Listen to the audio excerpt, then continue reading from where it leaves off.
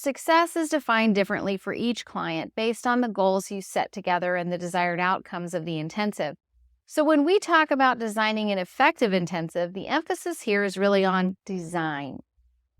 You are the architect of your client's experience. Besides the therapy they expect to receive during their time with you, an intensive truly is an experience, and you are constructing both the environment and the journey they'll take while they are with you. Part of your architectural work is to create an atmosphere that is welcoming and comfortable for your client. Your space needs to be calm and cozy.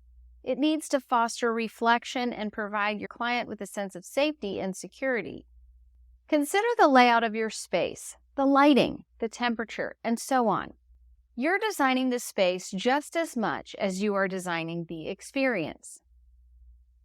Your client's intensive experience is kind of like those fixer-upper shows on home improvement networks.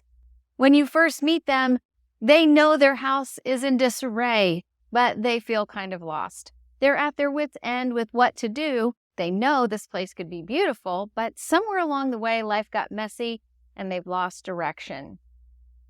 You walk around the house with them, calling out the potential in a couple of rooms and identifying their hopes and dreams, maybe pointing out things they might not have even noticed since they've been living in this situation for so long.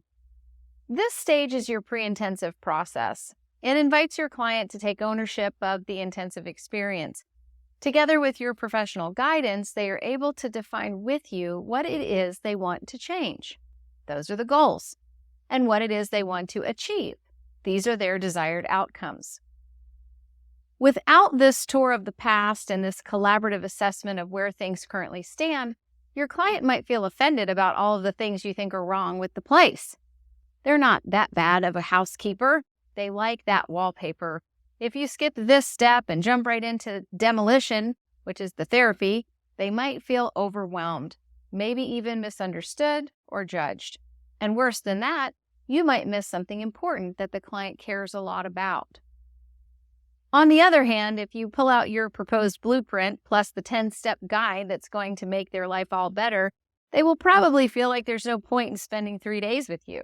There's no surprise, no self-discovery, no revelatory experience that will root these new tools in their lived experience.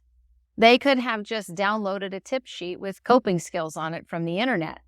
The point is, don't give away all of your tools and tricks before the intensive is even started.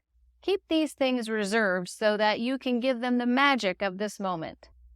As you guide your client through the intensive experience, remember that most people can't envision a future for themselves beyond the first couple of steps forward that they need to take. So presenting them with the whole 3-day in-depth schedule and all the things they're going to be doing might be too much. That doesn't mean you can't give them a general framework. We just don't want to overwhelm them with too much. An effective intensive guides them through the experience one step at a time, helping them discover new insights as they go along until they reach the end of the intensive. They won't believe how far they've come.